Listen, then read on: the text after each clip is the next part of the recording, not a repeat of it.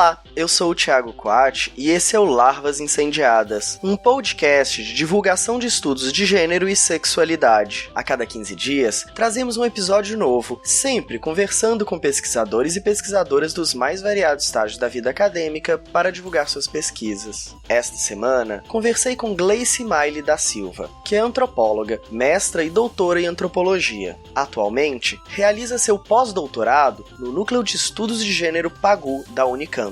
Nossa conversa foi sobre seu recente artigo Corpo, Política e Emoção, Feminismos, Estética e Consumo entre Mulheres Negras, publicado na revista Horizontes Antropológicos. A partir de uma etnografia realizada no Ateliê Xongani, uma marca de moda afro, seu trabalho analisa um complexo trançado entre consumo, feminismo negro, redes sociais e outros fios que atravessam a diversidade de atividades político-identitárias protagonizadas por mulheres negras na atualidade. Fique agora com a nossa conversa!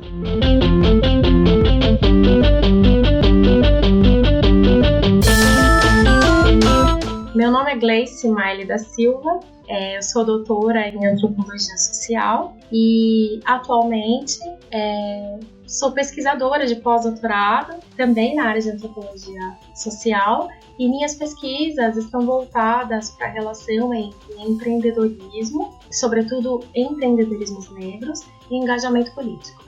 Obrigado, Gleice, e seja bem-vinda ao Larvas. Pra gente começar, então, a nossa conversa, conta um pouquinho sobre como você se interessou por estudar mulheres negras, estudar também essa relação entre consumo e política. Eu iniciei uma pesquisa de doutorado que tinha como objetivo fazer uma análise etnográfica da Feira Preta, que é uma feira de produtos segmentados voltados à comunidade negra e atividades culturais também. E é uma feira que já acontecia desde 2002 na cidade de São Paulo. Eu inicio minha pesquisa sobre a feira em 2012, quando eu entro no doutorado. E o tema do empreendedorismo, é o tema central dessa feira. O objetivo da feira é fortalecimento de negócios de empreendedores e empreendedoras negras, negócios sobretudo voltados à população negra. No geral, os chamados produtos segmentados, que são produtos de vestimenta, acessórios, maquiagem,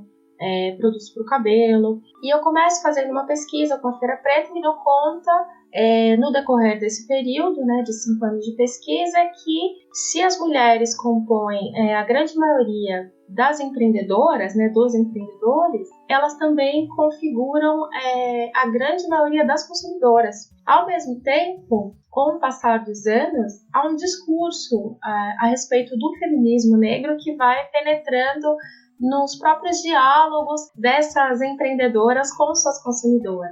Então, os seus produtos começam a ganhar uma espécie de tom de afirmação política mais declarado, mas mais afinado com o feminismo negro. A Feira Preta ela é, desde o seu início, um evento político, é um evento econômico, mas marcadamente político, que tem um discurso voltado para o fortalecimento da população negra, fortalecimento econômico e combate ao racismo, mas no decorrer dos anos, com o aumento expressivo das mulheres, da presença das mulheres na feira, há um discurso e também, algumas transformações político-econômicas que acontecem no país, sobretudo a ampliação do acesso ao ensino superior, e que revela, uma ampliação dos discursos sobre feminismo nesses espaços, não só na universidade, mas sobretudo a partir das mídias sociais e nesses espaços de sociabilidade, porque a Feira Preta é um grande espaço de sociabilidade de pessoas negras, Então, quando eu termino essa pesquisa, eu começo a me dar conta de que eu tenho que pensar melhor o lugar desses discursos de feminismo, em relação com experiências de consumo, relação com o mercado. Acho que é isso. E é daí, então, que surge dessa sua vontade de pensar um pouco melhor essa relação com o feminismo, com o consumo, que surge esse artigo que você acabou de publicar na revista Horizontes Antropológicos, com o nome Corpo, Política e Emoção, Feminismos, Estética e Consumo entre Mulheres Negras. Exatamente. Na verdade, esse artigo ele acaba sendo um desdobramento da minha pesquisa de doutorado, mas ao mesmo tempo ele já começa a trazer algumas das questões que eu vou enfrentar para o meu pós-doutorado. Né, algumas questões que eu deixei aberto, na verdade, na pesquisa de doutorado. E eu parto de alguns dados etnográficos que eu tenho da Feira Preta, sobretudo com uma das minhas principais interlocutoras, que é uma produtora de moda, que é a Ana Paula Chongani. Ela tem uma marca, né, que ganha uma expressividade muito grande na feira, entre os anos de 2011 e 2015, que é quando se situa a minha pesquisa. E a partir dos dados que eu tenho da Ana Paula, da pesquisa de doutorado, entrevistas, das observações de campo que eu já fazia, né, sobre o sucesso da marca dela, eu acabo ampliando essa discussão para pensar outras questões, como a relação entre a estética, o corpo e as emoções, né, num processo de produção de subjetividades que permeia esse novo sujeito político que está na universidade, esse novo sujeito político mulher negra, que tem um perfil muito parecido, né, as mulheres que frequentam a Chongani, que frequentam a Feira Preta, no geral, têm um perfil bastante parecido, que são mulheres que entram na universidade, não necessariamente mulheres de uma mesma faixa etária, mas que, ao participarem de diferentes espaços de sociabilidade marcadamente brancos, historicamente brancos, começam a enfrentar os desafios do racismo. E nesse processo de autoafirmação, a questão estética é uma das questões fundamentais a se enfrentar. Então, é nesse momento que o consumo desses produtos segmentados, roupas, acessórios, produtos para o cabelo, acaba sendo bastante significativo para uma espécie de reformulação estética dessas mulheres para esse enfrentamento político cotidiano. Então, a Ana Paula me traz uma história muito bonita, né, que ela tem com as clientes dela, né, e através desses depoimentos, dessa história que ela me traz, eu começo a perceber que eu posso construir uma reflexão que na minha tese de doutorado não estava muito elaborada, sobre essa relação entre o corpo, a estética e esse conjunto de emoções transformadoras que tem um impacto muito profundo nesse sujeito político que se constitui nesse momento político do Brasil. No período da pesquisa, 2015, 2017, é mais ou menos esse período que eu estou falando.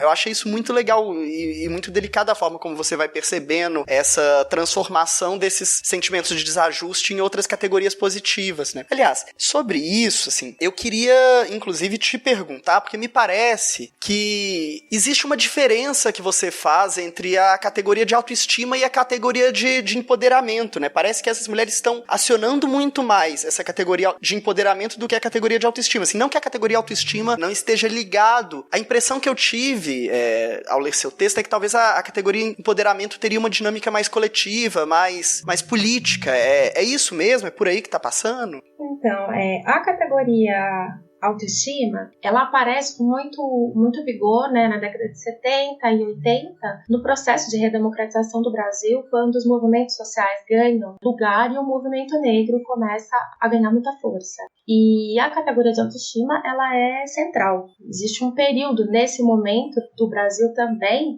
final da década de 70, quando o movimento negro se consolida, há sim um conjunto de expressões, como o orgulho também, que são categorias extremamente relevantes para a luta, para o combate ao racismo, né? Na verdade, há todo um movimento durante esse período, um movimento transnacional e uma identificação também com o movimento Black Power nos Estados Unidos, o movimento Black is Beautiful, que também elenca essas categorias de autoestima e orgulho como categorias muito importantes para o movimento. E essas categorias vão se transformando ao longo das décadas. O que acontece com a categoria empoderamento é que ela me permite acionar uma experiência que se dá e que precisa ser relatada. Então, o empoderamento ele não é simplesmente uma categoria utilizada para algo que você tem, né? Você não nasce, uma mulher negra não nasce empoderada, é algo que se conquista. Assim também como a autoestima e o orgulho. Mas a categoria empoderamento, ela é muito utilizada quando as mulheres vão narrar suas experiências de superação em diferentes níveis, né? Seja educacional, econômico, pessoal, e ela está muito relacionada à construção dessas narrativas. Então, nos últimos anos, quando o feminismo e o feminismo negro especialmente teve um impacto muito grande, especialmente nas mídias sociais, e começou a se falar bastante sobre o feminismo negro, a categoria empoderamento ganhou uma centralidade muito grande, né? Ela é uma categoria que vem do feminismo e que ela está associada também a essa narrativa sobre a experiência. Então, por um lado, é uma narrativa sobre uma experiência que é pessoal, mas que, ao mesmo tempo, é uma experiência muito coletiva, é uma experiência que precisa ser partilhada coletivamente. Então, essa categoria me ajudou a compreender esses processos de uma outra maneira. Mas essas categorias de autoestima e de orgulho ainda são muito importantes para todo esse movimento, estão muito associadas a essa relação da estética com a política e continuam na pauta. Mas a categoria empoderamento é uma categoria que tem sido utilizada para uma série de sentidos, inclusive sentidos não só associados ao engajamento político, mas sentidos também voltados para o mercado, né? Então tem uma série de linguagens que permeiam os produtos que hoje são criados, voltados para as mulheres negras, que há 10 anos atrás praticamente não existiam nas prateleiras, mas que cresceram muito por conta das demandas dos últimos anos e que carregam assim, uma quantidade de categorias, como poder, caixas poderosas e coisas do tipo, e que estão muito associadas à ideia do empoderamento, né? Então, o empoderamento acaba sendo uma categoria muito importante, que é uma espécie de guarda-chuva que permite a gente perceber diferentes sentidos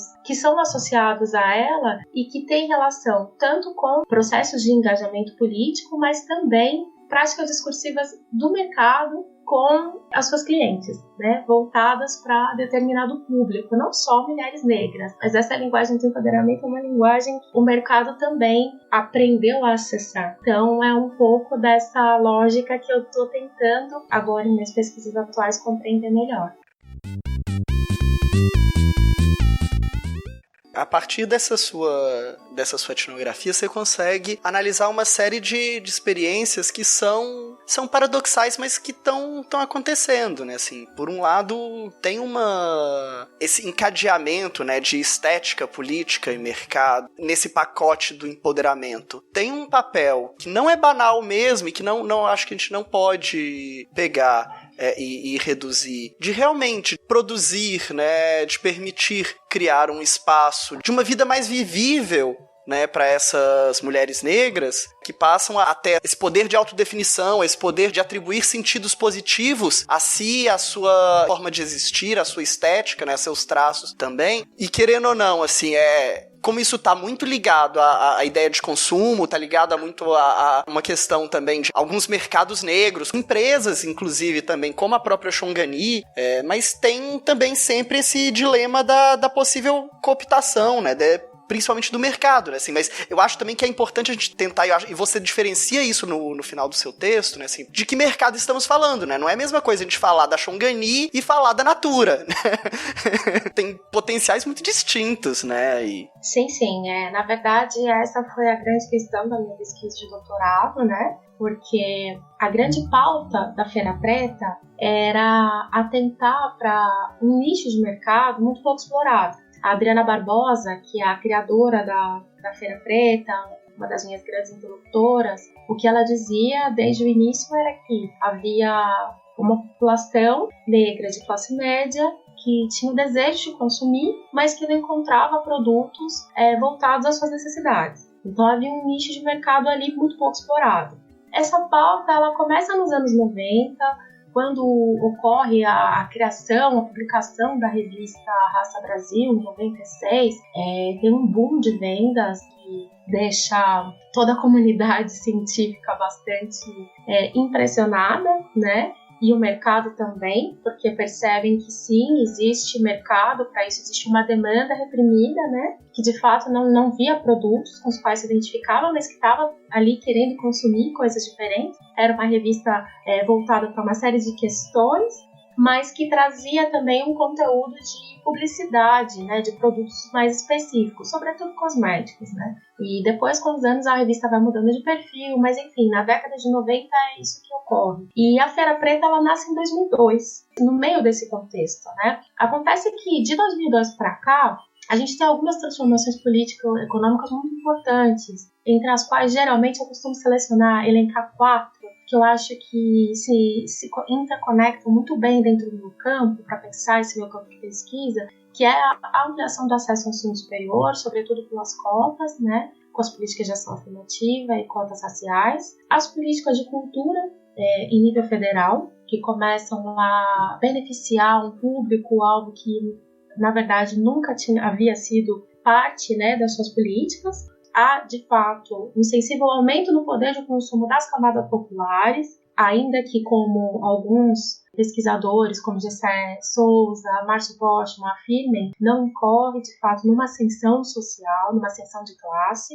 Então, na verdade, não há uma transformação social de pessoas que vão para a classe média, mas há, sim, expressivo aumento no poder de consumo. E esse aumento no poder de consumo, ele transforma também as relações com as novas mídias, com o mercado, que acabam fortalecendo também a construção de novas experiências identitárias e de reivindicação de cidadania. Essa é uma questão bastante paradoxal que a gente tem. E o que acontece é que é isso, a Feira Preta ela cresce, mas o amplo mercado também percebe esse público e começa a construir os seus produtos também, relacionar os seus produtos com outros tipos de público, não só, né, a população negra. E ele sabe, né, e esse mercado mais amplo sabe também que linguagem usar. E aí a gente tem um paradoxo muito grande, porque a Feira Preta lida sobretudo com pequenos empreendedores, né? E a ideia da feira é o fortalecimento desses empreendedores e a circulação de dinheiro entre pessoas negras, né? Consumidores e produtores. Mas com o aumento expressivo de um mercado mais amplo com produtos voltados a essa população, há um desequilíbrio imenso entre pequenos empreendedores e esse grande mercado. Essas grandes empresas, que a gente nem precisa falar o nome. Então, toda essa pauta, ela acaba só aprofundando as desigualdades que sempre existiram, né? Então, os pequenos produtores têm uma série de dificuldades, de desafios para abrir os seus negócios, né? A começar pelo racismo institucional, que dificulta muito o acesso a crédito bancário, por exemplo. Mas quando eles começam a ver o seu negócio crescer, na verdade eles acabam competindo com esse mercado mais amplo de uma forma totalmente desigual. E aí a gente tem que pensar essa relação de consumo, entre consumo e engajamento político, porque essas categorias, que são categorias forjadas no campo da pesquisa, categorias que aparecem entre os meus interlocutores, como a categoria de consumo engajado, ela contém uma série de paradoxos, né? Então, o que a gente está pensando quando a gente consome? Do que a gente está falando? Que mercado a gente está fortalecendo? Então, vivemos numa economia capitalista, sim, e o capitalismo se apropria de uma série de discursos políticos, tem se apropriado, né? Desde a década de 90, trabalhos que falam sobre isso.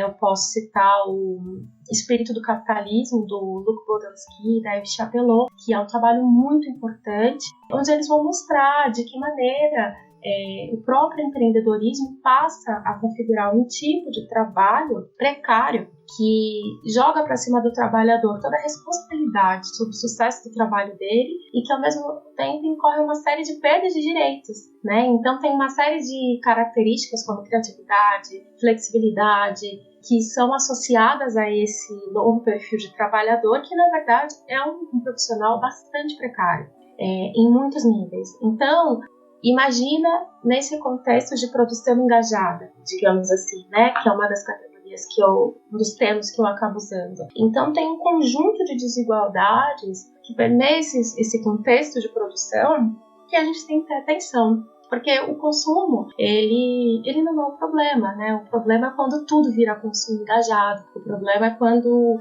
essa categoria político acaba permeando todo tipo de atividades, né? Tem uma polissemia muito importante de ser observada nessa ideia do político. Então, tudo vira político e isso é complicado. Então, é muito importante a gente saber como que a gente está interferindo, né, nessas relações quando a gente consome produtos que a gente acha que são carregados de um conteúdo político importante.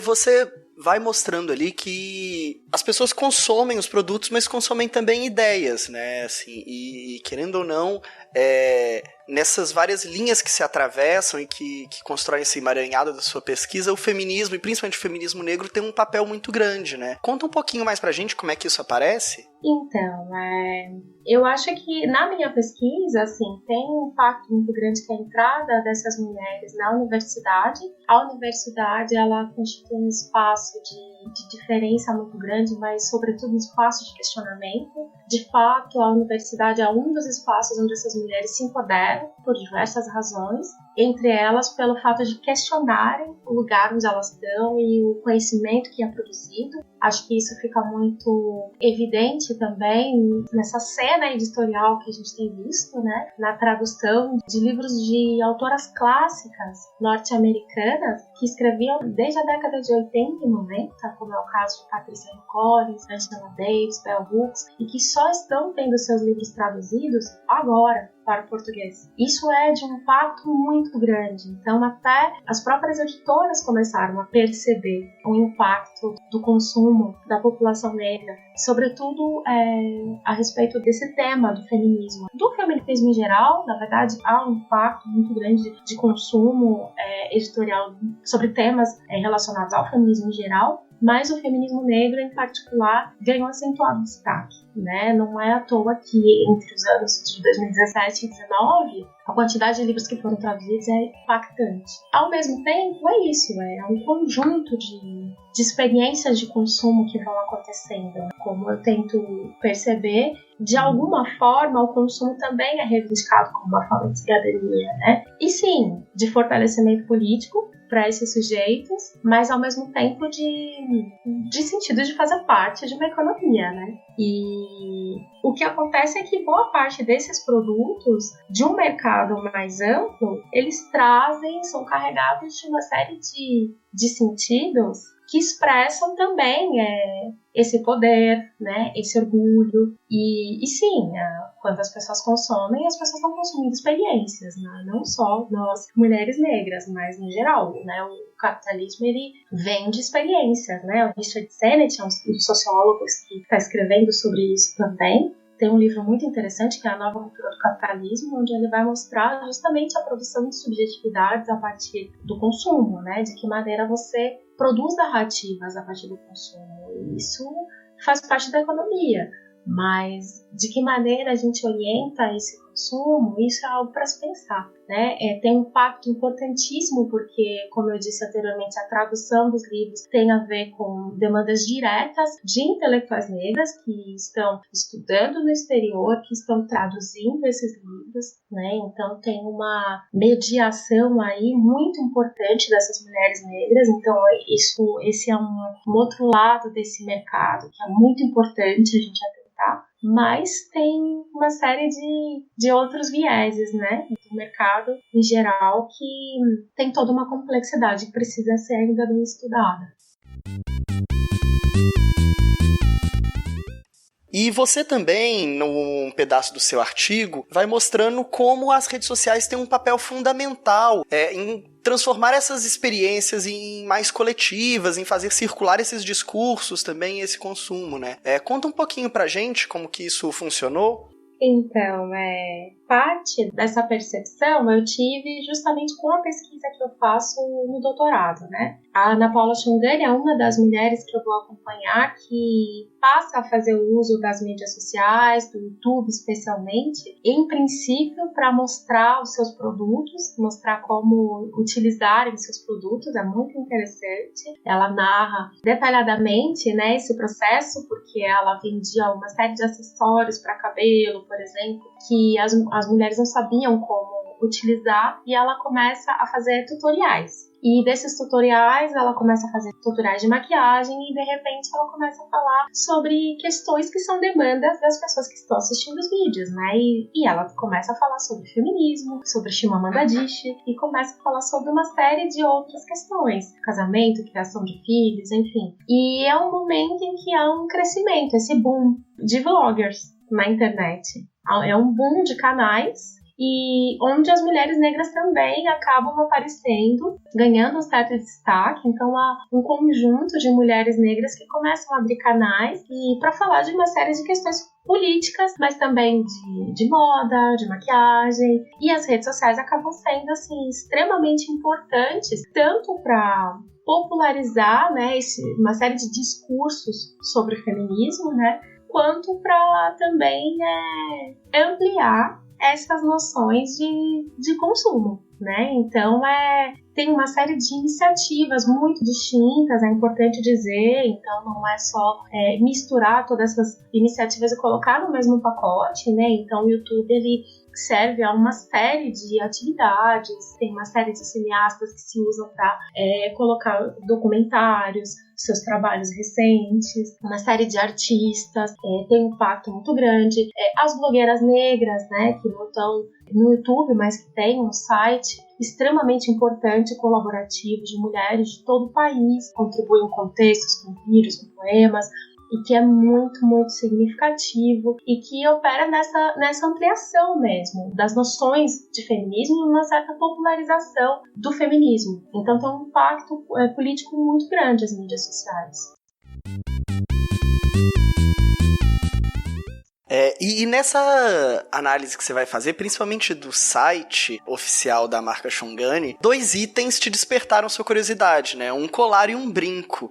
Eu adorei essa parte, eu adorei como a partir disso você constrói uma análise. Você pode contar pra gente por que esses itens te interessaram? Qual é o sentido deles que você constrói através deles? Então, na primeira vez que eu fui no Ateliê Xongani, eu observei na mesa da Ana Paula o livro Sejamos Todas Feministas, da Chimamanda Adichie. E isso me causou um impacto muito grande. Mas muitas vezes eu acompanhei todas as edições da Feira Preta, né, durante o período do doutorado, 5, que eu pude acompanhar, em todas a Xongani estava presente. E olhando no site, eu pude acompanhar também uma mudança dos produtos, observando de que maneira, né, ela foi ampliando seu escopo de produtos. E entre esses produtos, tinha 2 produtos muito interessantes. Tinha um colar, que se chamava Efemelu, e tinham brincos, que se chamavam Sharon. Os brincos eram em homenagem à atriz Sharon Menezes.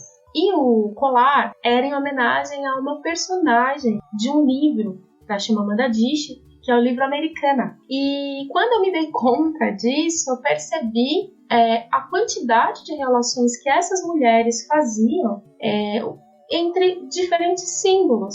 Então, era um brinco, mas ele estava relacionado a Sharon Menezes, que na época, isso foi, se não me falha a memória, em 2015, tinha feito a novela Babilônia na Rede Globo e que tinha feito uma personagem muito empoderada, como as minhas interlocutoras diziam, que era uma personagem que era nascida no morro, mas tinha conseguido fazer faculdade com financiamento público e que tinha se tornado uma advogada de sucesso. Então ela era vista como uma mulher empoderada. E tem uma questão interessante que a própria Sharon Menezes, quando ela vai compor essa personagem, ela entra em contato com a Ana Paula e pede os produtos dela para compor a personagem. Ela chega da marca Xongani, não sei como, e pede esses produtos e passa a usar esses produtos em cena. Isso causa assim um impacto muito grande, né, entre as consumidoras que começam a ligar para a Rede Globo, para a seção de comunicação, para saber de onde são esses produtos, e é um momento de boom para a marca.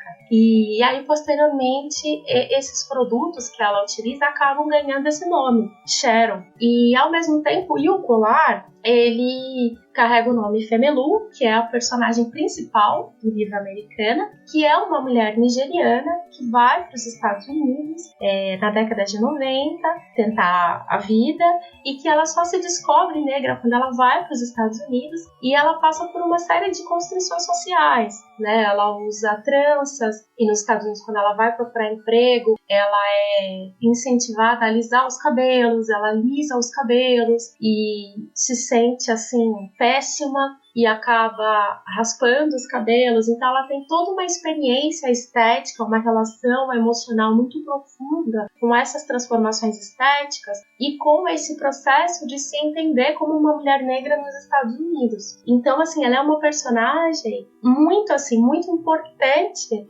que nos permite compreender esse processo e, assim, compreender a violência do racismo, de que maneira essa violência se impõe sobre o corpo das mulheres, e, ao mesmo tempo, esse processo lento de reformulação estética, de reformulação de padrões de beleza, de entendimento do que é bonito, né? E no livro, a Femelu acaba fazendo um site para falar sobre essas questões. Ela acaba, na verdade, descobrindo um site que fala sobre essas questões de cabelo, de estética, que acaba permitindo que ela consiga uma série de informações que ela precisa, e a partir disso ela também monta um site, né? Então é muito interessante, porque as duas trajetórias, tanto a da personagem que a Sharon Menezes faz na novela, quanto a personagem Femelu do livro Americana, são personagens que carregam assim esse processo subjetivo de uma forma assim muito política, né? Então são mulheres que atravessam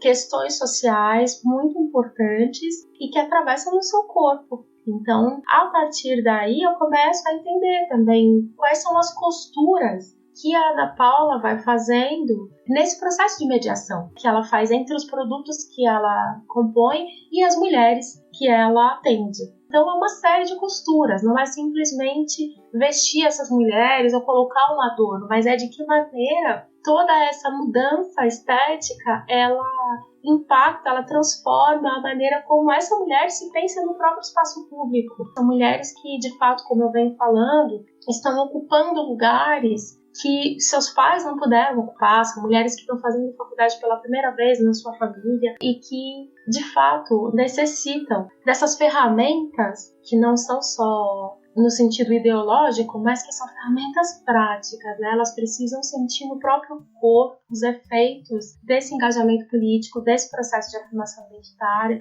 Então é muito bonito a maneira como elas vão operando essas costuras, né? A relação que a Ana Paula narra entre personagens do cinema, né? Como você mencionou, a Lupita, como ela vai reconstruindo noções de beleza e noções, né, de estética a partir de uma série de mulheres negras que hoje têm representatividade, né? Ainda não tão grande, mas tem. Então hoje há um conjunto de mulheres que pode nos inspirar muito mais do que havia anteriormente. Isso é algo que tem crescido. Então ela se utiliza dessas narrativas, desses exemplos para reformular, né, esses conceitos. E isso é muito bonito. Isso tem um aspecto muito mágico de verdade nisso. E, de fato, aí sim, a gente entende que o empoderamento se faz. Sim, são mulheres que passam por processos muito profundos, né? E que nesses processos de subjetivação se empoderam.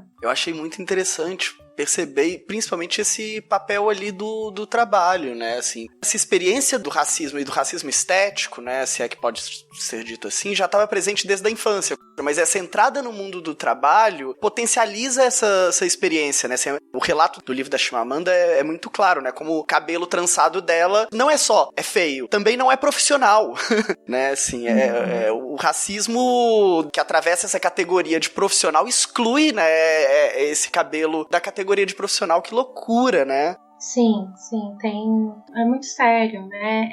Uma matéria recente do El País tratava justamente dessa questão de como estudantes negros entraram na universidade através das contas, viviam experiências de racismo muito violentas e de que maneira o cabelo era um desses signos de maior que era mais atingido por essa violência. Daí dá pra gente entender como desde sempre esse corpo é vilipendiado, de que maneira esse corpo é violado, né, em seu sentido estético, em seu sentido político. Então, de fato, quando pessoas negras começam a entrar na universidade, é um espaço de muitas provações, mas é um espaço de profunda politização, é um momento de profunda politização. E não dá simplesmente para ignorar a importância do corpo, né? A importância desse corpo político que se constitui, que passa a se situar politicamente nesses espaços. Essa questão estética, ela constitui, né, a luta política negra desde o princípio, não só no Brasil, marcadamente nos Estados Unidos, né, como nós, que é um texto em que a gente está mais familiarizado, né, pelo cinema, pelas músicas, e é assim que esses processos de consumo, que o mercado ganha sua importância também. Então, pra gente encerrar mesmo, eu sempre abro no final um espaço pra, se você quiser fazer um jabá de alguma coisa que você tá fazendo, algum evento que você tá organizando, ou então divulgar o trabalho de outras pessoas. É um espaço aberto mesmo, que você quiser, é contigo. Então, eu acho que tem algo de muito importante acontecendo esse ano, né? Alguns livros sendo traduzidos. Acabou de ser traduzido o livro Olhares Negros, Raça e Representação da Bell Hooks, e recentemente o livro da Patricia Hill Collins, Pensamento Negro Feminista. Ele acaba de ser traduzido, foi publicado agora em julho, e essas intelectuais estão vindo para o Brasil, né? Então Patricia Hill Collins vai estar no Brasil em outubro, vai fazer uma série de atividades. Ainda não sabemos quais são mais acessíveis, mas fiquem de olho, né? Eu acredito que as pessoas que são mais familiarizadas com esse tema já estão, mas quem ainda não tiver interesse, essas autoras são extremamente importantes, mas tem também um conjunto de pesquisadoras negras jovens que está fazendo trabalhos muito importantes também em diversas áreas e que é importante acompanhar. Então, muito obrigado, Gleice, por ter conversado com a gente. Obrigada a você, Thiago, foi um prazer.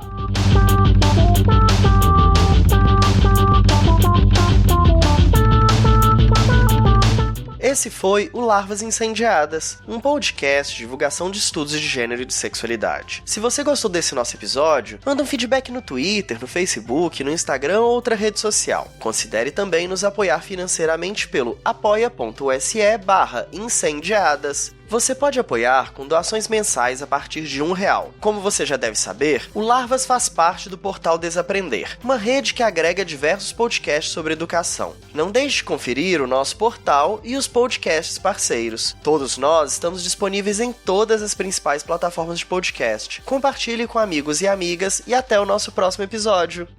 Portal Desaprender, onde houver certeza que eu leve a dúvida.